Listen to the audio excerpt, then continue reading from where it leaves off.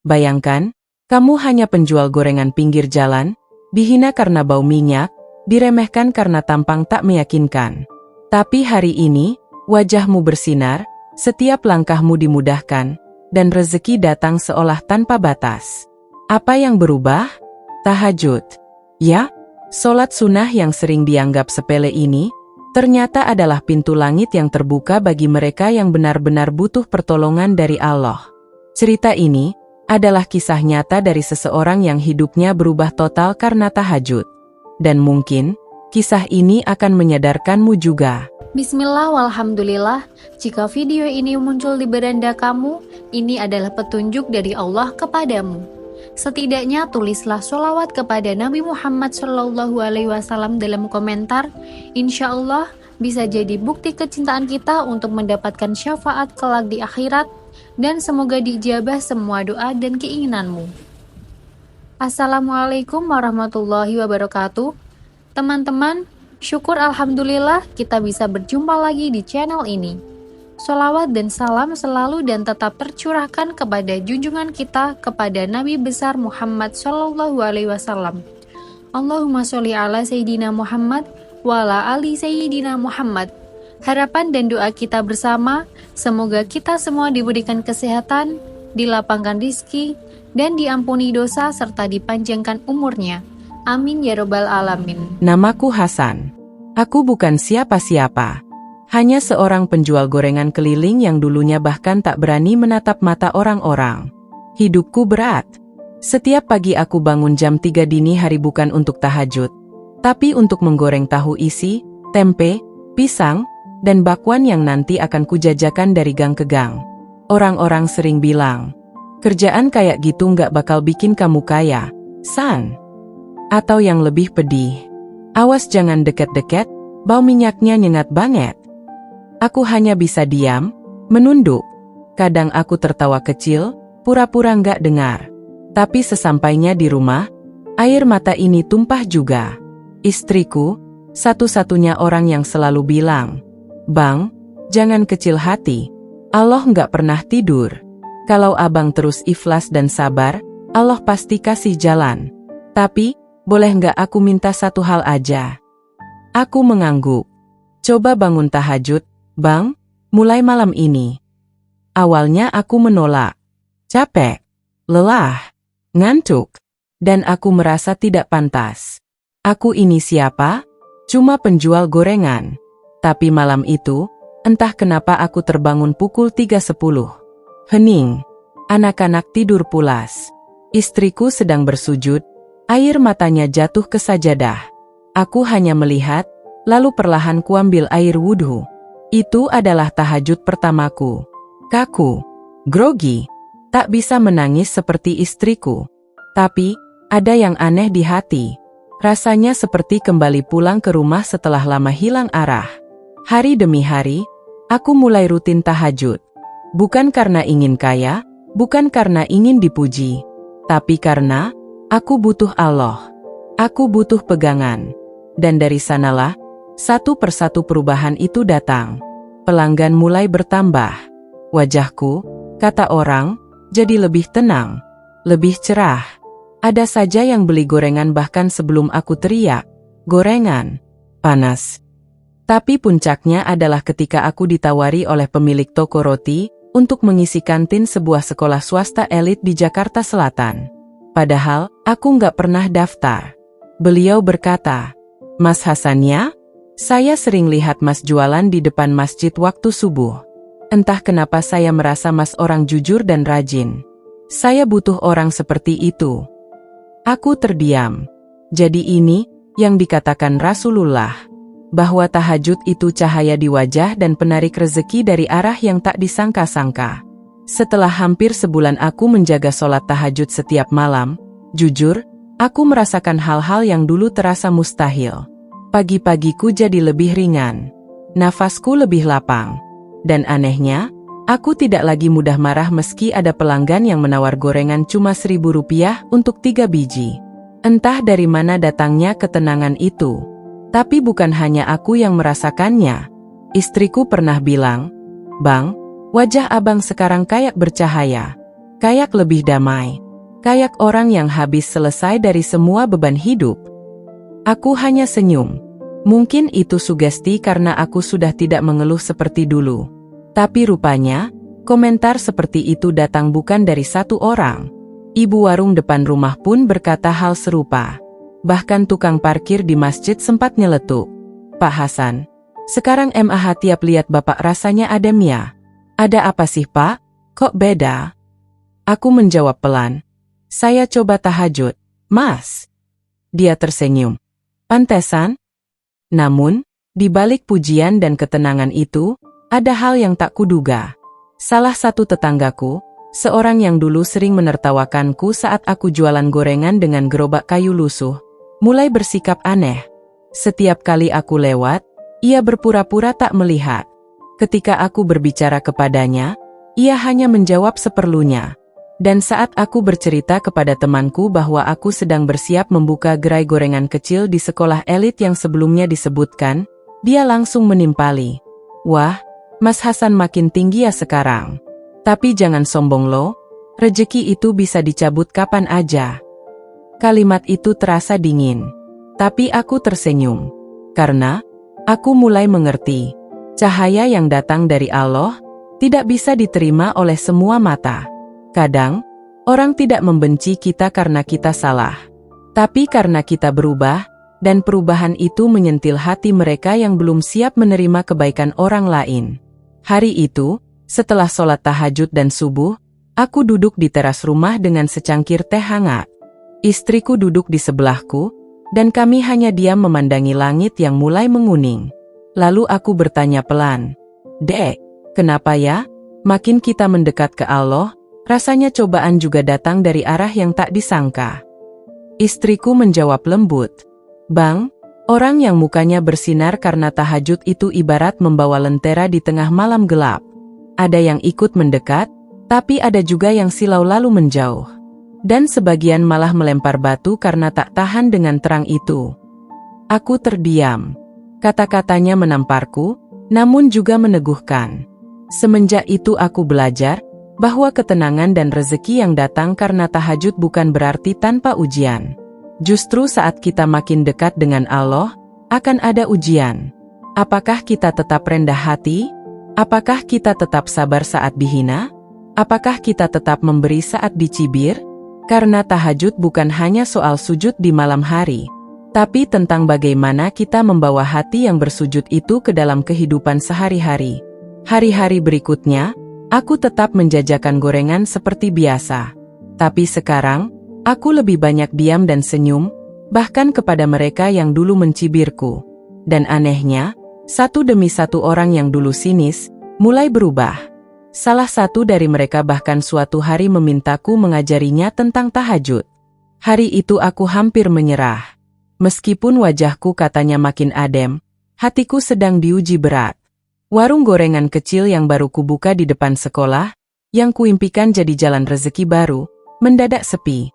Padahal awalnya aku yakin, ini langkah maju. Aku sudah pinjam uang pada saudara untuk beli gerobak lebih bagus dan alat penggorengan modern. Tapi minggu pertama, penjualan justru anjlok. Bahkan kadang tak cukup untuk beli minyak goreng keesokan harinya. Aku merasa, tahajudku diuji. Malam itu, aku sujud lebih lama dari biasanya. Tangisku pecah, karena aku merasa seperti orang yang diangkat lalu dijatuhkan. Ya Allah, kalau ini bukan jalanku, beri aku petunjuk. Tapi kalau ini hanya bagian dari proses, kuatkan aku. Aku tidak meminta kaya, aku hanya ingin cukup. Cukup untuk anak-anakku bisa tetap sekolah, cukup agar istriku tidak lagi harus meminjam ke tetangga, cukup agar aku bisa memberi, walau sedikit. Keesokan paginya, keajaiban itu datang. Bukan dari langit, bukan dari mimpi, tapi dari seseorang yang bahkan tak pernah kuduga. Namanya Pak Rahmat. Aku hanya mengenalnya sebagai wali murid di sekolah tempat aku biasa mangkal. Ia sering terlihat memakai pakaian sederhana, mengantar anaknya dengan motor tua. Hari itu, ia menghampiriku saat aku sedang membereskan dagangan lebih awal karena dagangan tak laku. Mas Hasan ya? Tanyanya. Aku kaget. Iya, Pak. Saya kemarin beli tahu isi mas, dan jujur, itu enak sekali. Istri saya sampai nanya, beli di mana? Aku tersenyum. Alhamdulillah, Pak. Tapi sekarang malah sepi. Lalu, tanpa banyak basa-basi, ia berkata, Mas, saya ini pengurus koperasi guru di beberapa sekolah swasta. Kalau Mas setuju, saya ingin pesan rutin untuk dikirim ke 3 sekolah tiap pagi. Tapi Mas sanggup? Aku terdiam. Seakan tak percaya. Sanggup, Pak, sanggup. Ucapku, hampir terbata. Dan saat itu juga, rasanya aku ingin bersujud lagi.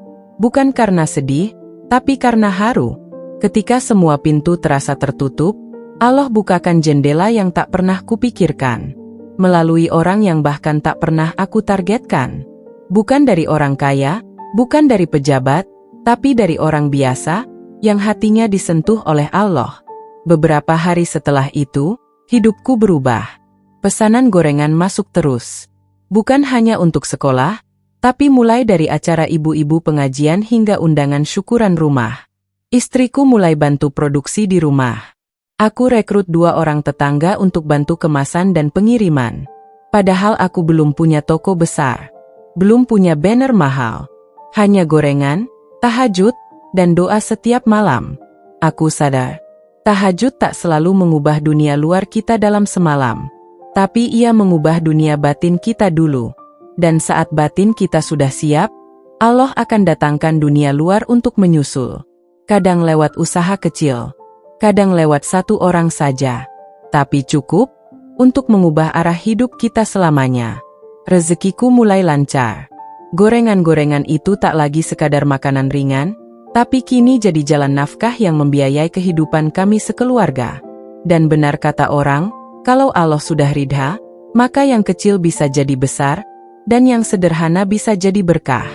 Setiap malam, aku masih menjaga tahajud. Bahkan kadang, di sela kesibukan yang semakin padat, aku menyisihkan waktu di mushola kecil dekat rumah untuk sekadar menyendiri, bersujud, dan mengadu. Namun siapa sangka, justru di tengah naiknya rezeki, ujian datang dari arah yang tak kusangka. Keluargaku sendiri. Siang itu, kakak kandungku, Bang Harun, datang ke rumah. Enak ya sekarang, Han? Udah mulai banyak duit, katanya sambil melirik isi dapur. Aku tertawa kecil, Alhamdulillah, Bang. Semua berkat doa dan kerja keras. Tapi dari raut wajahnya, aku tahu, dia tak sedang bergurau. Ada nada sinis di sana. Seakan keberhasilanku ini seperti duri di hatinya. Kamu tuh dulu siapa? Tukang gorengan pinggir jalan. Sekarang bisa sok nyumbang buat masjid, buat yatim, kayak ustadz aja.